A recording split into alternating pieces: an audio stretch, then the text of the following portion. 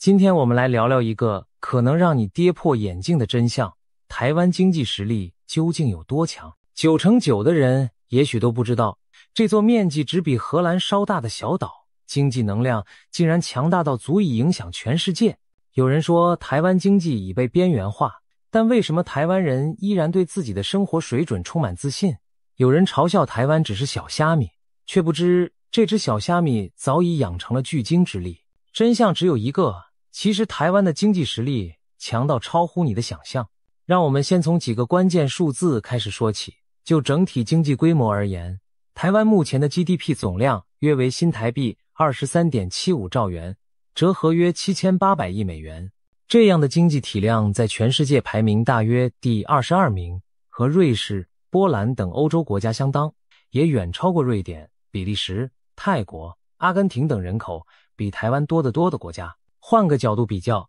台湾一年的经济产出几乎等于非洲前2大经济体奈及利亚与南非的 GDP 总和。也就是说，台湾稳稳跻身全球经济前20强之列。要知道，台湾人口只有约2350万，不到中国大陆的1/50，人少照样钱多。台湾人凭借着人均超高的生产力，硬是在竞争激烈的全球市场中闯出一片天。这种以小博大的经济成就，放眼世界都十分罕见。然而，由于特殊的国际政治地位，台湾经常在全球统计中被消失。例如，台湾不是联合国会员，在 IMF 和世界银行的报告中，常被注记为中国的一部分，或以中华台北名义出现，一般人很难直接在排行榜上看到台湾。这也导致许多人低估了台湾的经济规模，甚至误以为台湾的经济和一般小国一样不起眼。事实上，若非政治因素，台湾完全有资格参与 G20 这样的重要经济论坛，其经济表现远远凌驾于多数国家之上。就人均所得来看，台湾更是标准的高收入经济体。2022年，台湾的人均 GDP 约为32800美元，不仅超越了当年的南韩，甚至还略高于经济强国日本。这意味着平均每个台湾人创造的产值已经追上，甚至超越许多长期以来被视为富裕的西方国家。回顾21世纪初，台湾的人均所得一度落后南韩，但经过20年的奋进，终于迎头赶上。从2000年左右的人均约14000美元，到如今突破3万美元大关，台湾人民的平均经济实力翻了2番有余。若按购买力平价计算，台湾人均 GDP 甚至超过6万美元，几乎可以媲美德国、英国等老牌工业强国。过去在亚洲，只有日本、新加坡等少数地区能享有如此水准的生活，如今台湾也名列其中。难怪不少台湾民众对自己的经济条件颇为自豪。毕竟放眼全球，人均年产值2-3万美元已是顶尖水平，而台湾已稳稳站上这个门槛。再看看经贸韧性与动能。2020年，新冠疫情重创全球，许多国家经济陷入衰退，然而台湾却逆势成长了接近 3%。当年台湾 GDP 实质成长率 2.98%， 甚至是30年来头一次超过中国大陆。大陆当年约 2.3%， 台湾为何能在疫情年一枝独秀？一方面，由于防疫得当，台湾没有大规模封城停工，内需和生产得以持续运转。另一方面，远距工作与线上生活的趋势引爆了电子产品需求。台湾作为晶片和笔记型电脑生产重镇，出口业绩反而大幅提升。当全球许多车厂因缺乏晶片被迫减产时，各国纷纷把希望寄托在台湾的供应链上。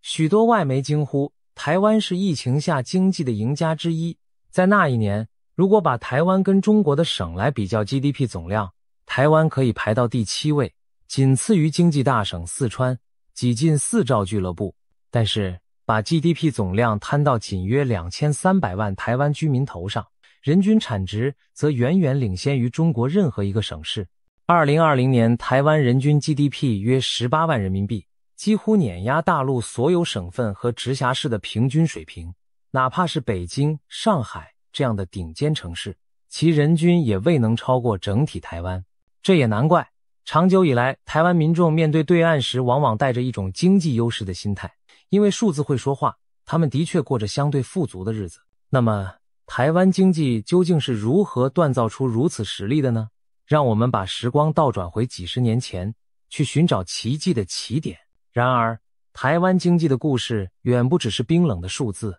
它更是一段惊心动魄的传奇历程。要真正了解台湾经济强大的秘密，我们得回到半个多世纪前，看看这个奇迹是如何一步步诞生的。1950年代初期，战后的台湾百废待兴，当时的人均所得还不到200美元，在全球范围内属于极度贫困之列。彼时的台湾物资缺乏，通货膨胀严重，工业基础近乎于无，甚至连粮食都要仰赖美国援助才能喂饱肚子。没有人会相信，这么一个资源匮乏的小岛，日后竟能跃升为亚洲4小龙之一，跻身世界先进经济体行列。然而历史就是如此戏剧化，短短几十年间，台湾硬是走出了一条脱胎换骨的振兴之路。这背后的原因，简而言之，就是政府有策略，民间有干劲，内外合力造就了后来的台湾奇迹。首先，在内政方面，战后台湾政府推行了土地改革等重大措施，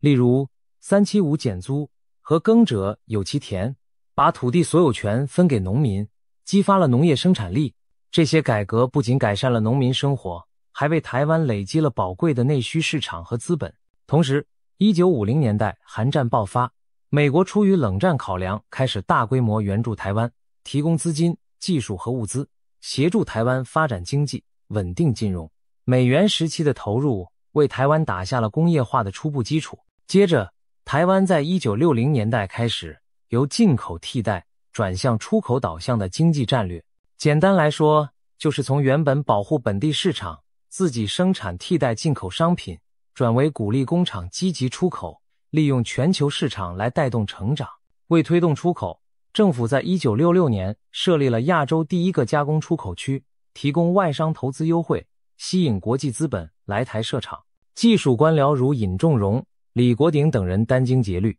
一手抓产业政策扶植重点行业，一手推动货币贸易自由化，让台湾迅速融入世界经济体系。台湾人吃苦耐劳的精神在这时展现无遗，成千上万的年轻女性进入纺织厂、电子装配厂当起女工，工厂日夜赶工，产品源源不绝地运往美国、欧洲市场。到了1960年代末，台湾已从农业社会成功转型为以轻工业制造为主的出口经济，出口金额从1950年代的每年数千万美元飙升到1960年代末的数十亿美元，增长了数十倍。世界开始注意到太平洋西岸这个不起眼的岛屿，经济正悄悄起飞。进入1970年代，台湾经济继续高歌猛进。虽然70年代初接连遭遇2次石油危机冲击，原物料价格暴涨让严重依赖进口能源的台湾承受了不小压力，但台湾灵活调整经济结构，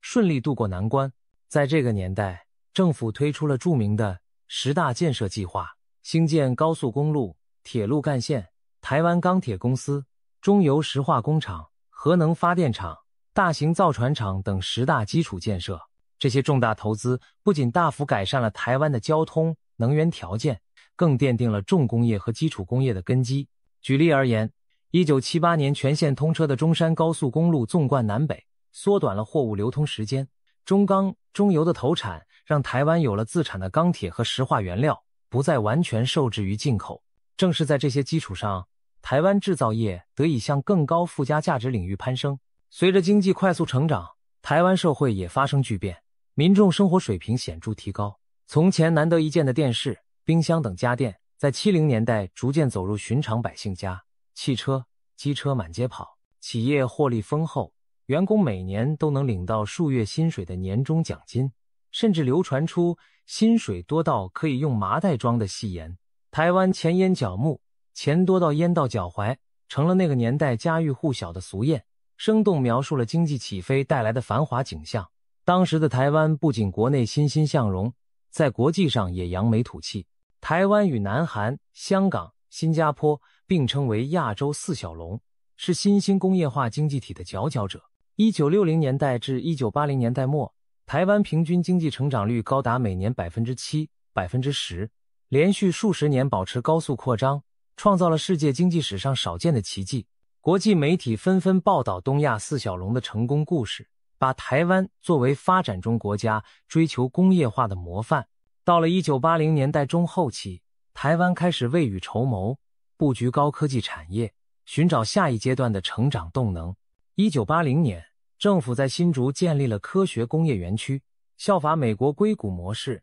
打造高科技研发基地。一批本土科技公司在此孕育而生，例如联华电子、宏奇、台达电子等，标志着台湾资讯电子业的崛起。同时，政府成立工业技术研究院来攻关尖端技术，并从美国延揽半导体专家张忠谋来台主持相关计划。在张忠谋的倡议下，台湾于1987年成立了台湾机体电路制造公司，台积电开创了晶圆专业代工的全新商业模式。当时许多人对这种只替客户制造晶片、不自有品牌的模式半信半疑，但台积电后来的成功证明了这个决策有多么英明。1980年代末到1990年代，台湾不但经济起飞，也开始了重大的社会转型。随着中产阶级壮大，教育普及，民主改革的呼声愈发高涨，经济繁荣为政治改革提供了厚实的基础。1987年台湾解严，90年代和平实现总统直选，台湾迈入民主化的新纪元。值得庆幸的是，政治体制的转型并未阻碍经济发展，反而进一步激发了社会活力。进入1990年代，台湾抓住个人电脑普及和半导体需求爆发的契机，资讯通信产业蓬勃发展，台湾组装的个人电脑大量销往全世界，岛内也开始出现自己的国际品牌，宏奇、Acer 电脑就是其中一例。半导体方面，台积电、联电等晶圆代工厂逐渐站稳脚跟，为国际大厂制造各种晶片。同时，台湾本土也涌现出记忆体大厂南亚、华邦以及 IC 设计公司联发科等，建立起完整的半导体产业供应链。20世纪末到21世纪初，台湾经济开始面临新的挑战与转折。90年代末的亚洲金融风暴席卷邻近国家，南韩、泰国、印尼等货币狂贬，经济崩盘。所幸台湾因为外汇存底雄厚，当时规模仅次于日本，居世界第二，且金融体制稳健，挺过了风暴。新台币虽在1997年贬值约2成，但台湾并未像南韩那样需要国际货币基金的纾困援助，经济很快恢复元气。接着2000年前后，网络科技股泡沫破裂，造成全球电子业低迷。台湾2001年一度出现经济负成长，不过台湾经济的多元韧性再次展现，几年之内就调整产业结构并重回成长轨道。2002年，台湾加入世界贸易组织，贸易壁垒进一步降低，台湾产品在全球市场如鱼得水。同一时期，台商大举西进中国大陆的浪潮达到高峰，数以千计的台湾企业在对岸设厂，从广东的东莞、深圳到江苏的昆山、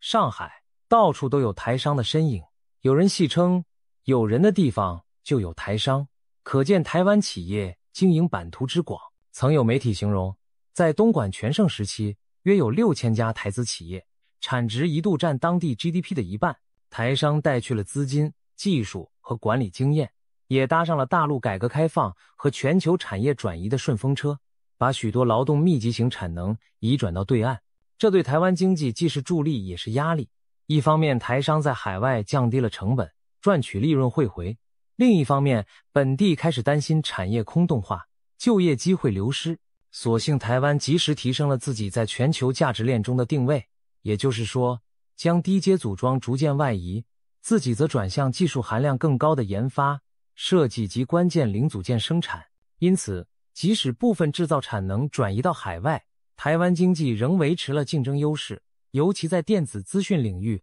牢牢掌握住了核心技术与供应链控制权。数十年的深耕，才有今天惊人的收获。接下来，我们可以从2种截然不同的特产来理解台湾经济的2个面向：凤梨和晶片。先说凤梨，没错，就是我们平日常见的那种甜蜜多汁的凤梨水果。台湾虽然地狭人稠，农产品产量有限，但胜在品质优异，小农户精耕细作，种出的凤梨香甜可口，在国际市场上很受欢迎。一直以来，日本、中国大陆等都是台湾凤梨的主要出口市场。然而，看似成功的农业模式背后，其实潜藏着高度依赖单一市场的风险。2021年年初，一场凤梨风波让台湾人深刻体会到这点。中国大陆以检疫为由，突然宣布暂停输入台湾凤梨。消息一出，岛内一片哗然，大家这才发现，原来台湾将近90%的外销凤梨是卖到对岸，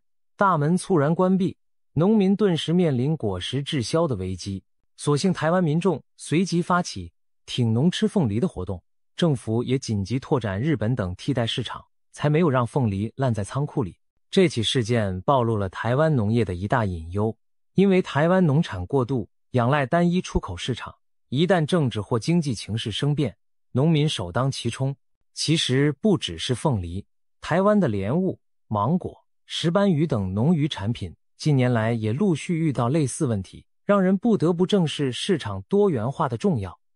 再来看晶片，这几公克重、指尖大小的硅晶片可以说是台湾在世界经济版图上最耀眼的明星。台湾半导体产业的年产值占 GDP 比重约 16%， 是当之无愧的支柱产业。更惊人的是，在全球半导体供应链中，台湾扮演着核心角色，全世界超过60%的半导体晶片在台湾制造，其中最先进的逻辑晶片，例如10奈米以下制程，有90%以上的产能集中在台湾。换言之，地球上性能最强大的计算晶片，大多数都出自台湾的工厂。试想，如果没有台湾的晶片供应，现代生活将变得多么脆弱。美国波士顿顾问集团曾与半导体行业机构做过一个推演，指出如果台湾晶圆代工全面停摆1年，全球电子产业的年度营收将减少高达4900亿美元。这惊人的数字透露出一个现实，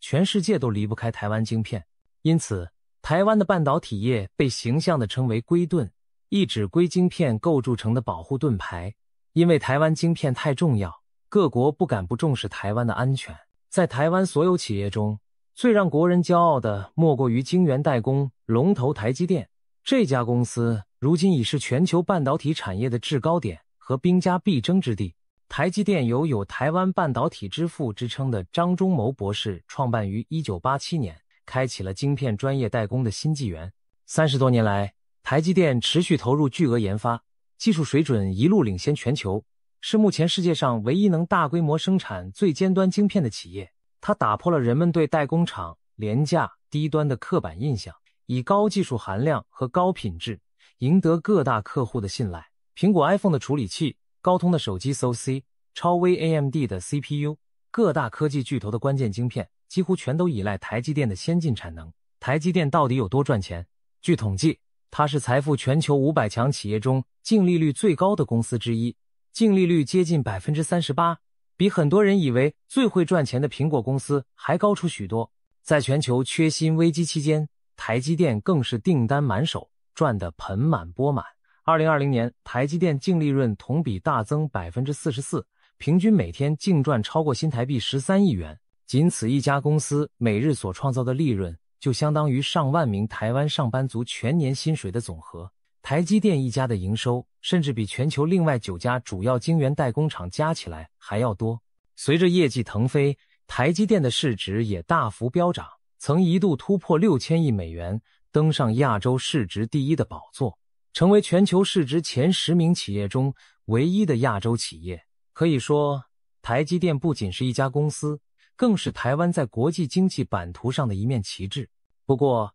正因为晶片产业太过耀眼，台湾经济也面临另一个值得忧心的课题，就是过度依赖单一产业。整个半导体相关行业的就业人口虽然仅占总就业人数不到1%，却创造了超过1/6的 GDP， 并支撑了40%以上的出口成长。换句话说，台湾经济相当大一部分增长仰赖半导体这棵超级大树，一枝独秀，万枝失色的现象，引发了民间对经济结构失衡的担忧。如果哪天半导体业的荣景不在，其他产业能否顶上来？毕竟除了少数科技精英，大多数台湾人并没有直接分享到高科技产业的巨额红利。半导体产业门槛高，从业人数有限，而绝大多数普通劳工仍服务于传统制造业或服务业。当资源和人才过度向半导体倾斜，可能导致冰火两重天的局面。晶片业薪资高涨，人才一将难求，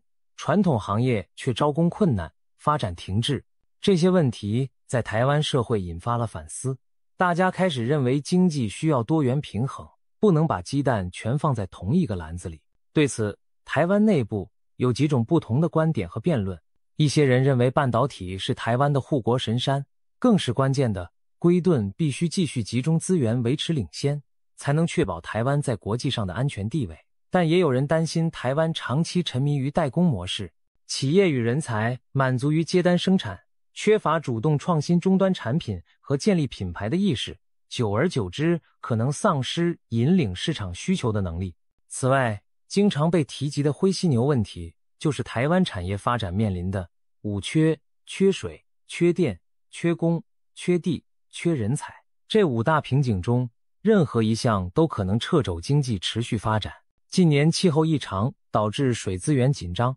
，2021年严重干旱时，科学园区不得不用水车载水，让高度仰赖用水的半导体厂绷紧神经。能源方面，台湾长期仰赖进口燃料发电，供电系统多次拉响警报，甚至局部限电，稳定供电成为产业界的隐忧。劳工短缺则源于少子化和人才外流，一方面新生代人口锐减，另一方面不少年轻工程师被中国等地以高薪延揽，导致本地技术人力缺口扩大，不得不依赖移工补充基层劳力，土地取得也不容易，新厂用地常碰上环保与地方阻力，高阶研发人才则需和全球竞争。面对这些挑战，台湾正在积极寻求解方，例如加速建设水库和再生水设施，发展再生能源以提高电力稳定性，并推出诱因鼓励留才和引进外国专才等等。未来要保持经济强势，势必要逐一克服上述种种瓶颈。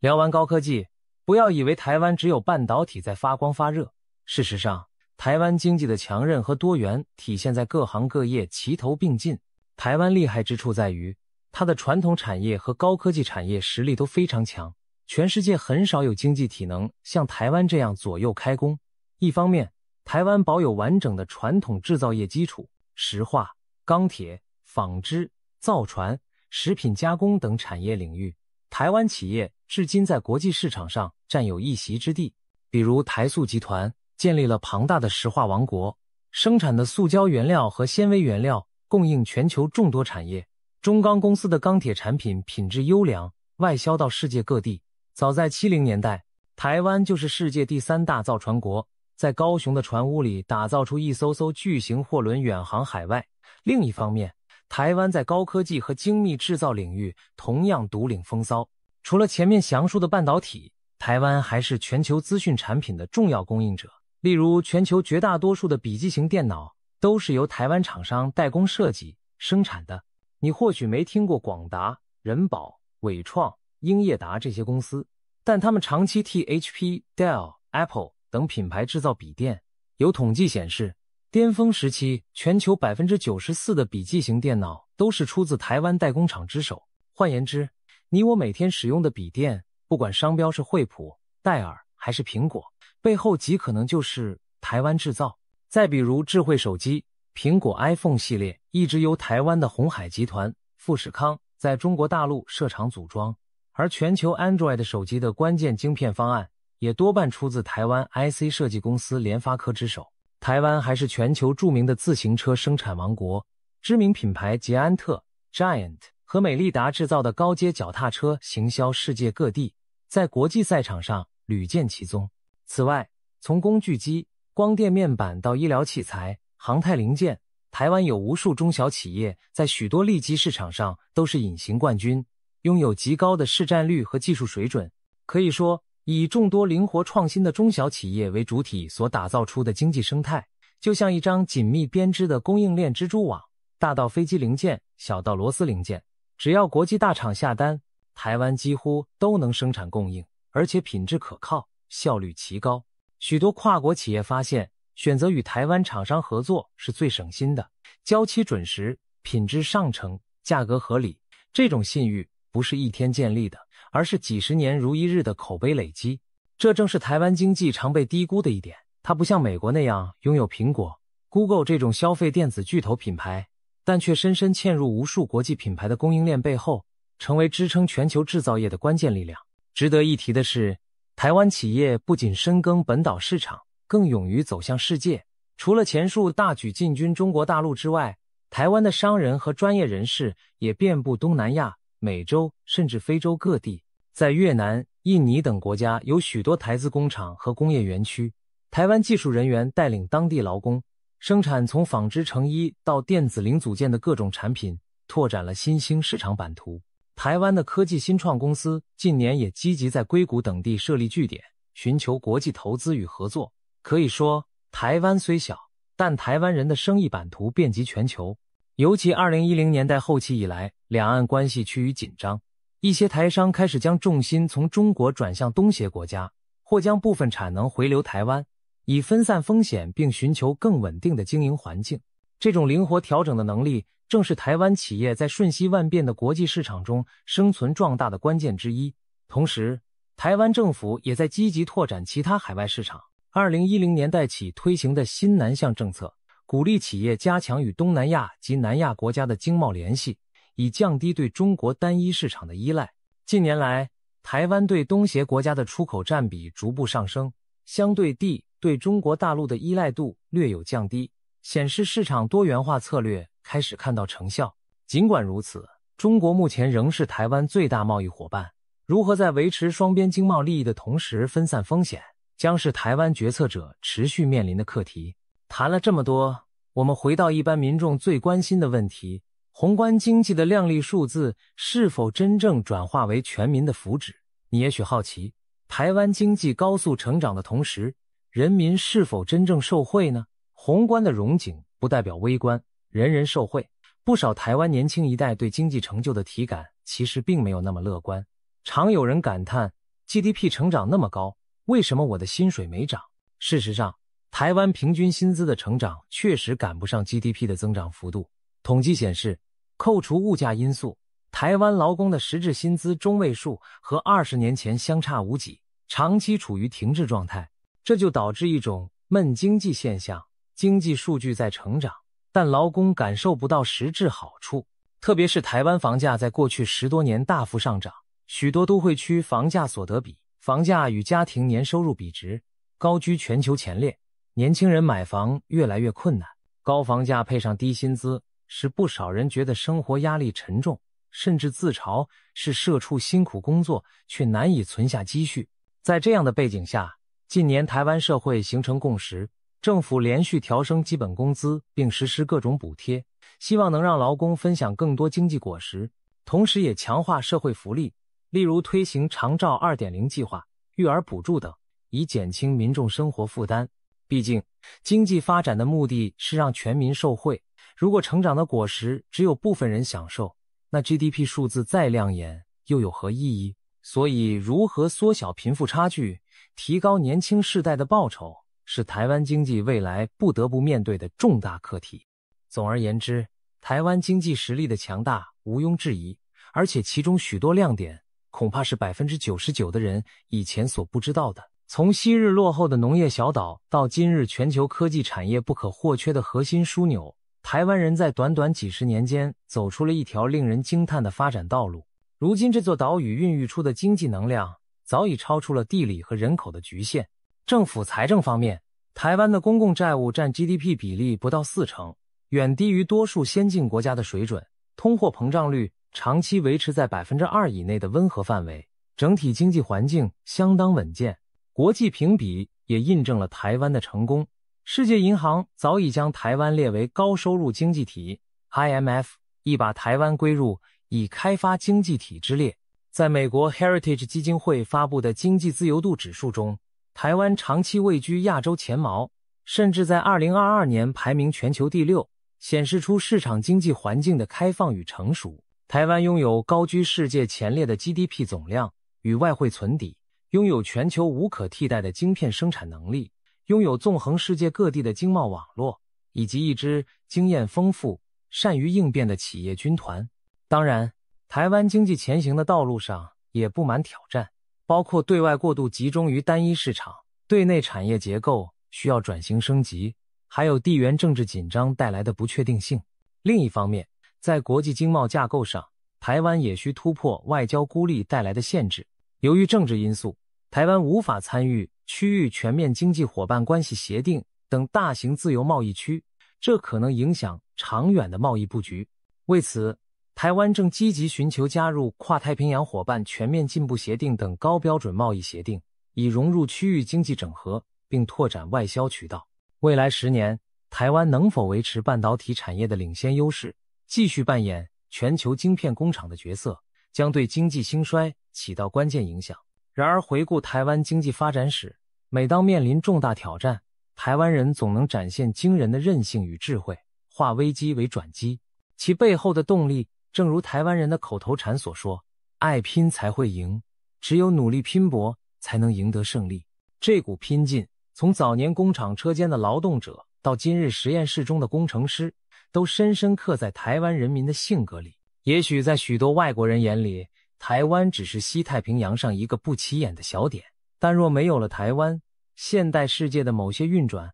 还真可能瞬间卡壳。下次当你拿起手机时，不妨想想，里头驱动运算的晶片多半出自台湾。当你使用笔电处理公务时，很可能是台湾工程师替你的电脑设计了核心零件。就算你开车出门，车上的电子控制单元也可能用了台湾制造的元件。台湾早已透过全球化的供应链，深深融入我们生活的方方面面。这就是那 99% 的人都不知道的惊人真相。一个看似平凡的宝岛，蕴藏着如此强大的经济力量。千万别小看台湾，地图上它虽然不起眼，但在经济版图上，它绝对是举足轻重的存在。未来无论风云如何变幻，我们有理由相信，只要延续过去的韧性和创新精神，台湾还将在世界经济舞台上继续书写属于自己的传奇。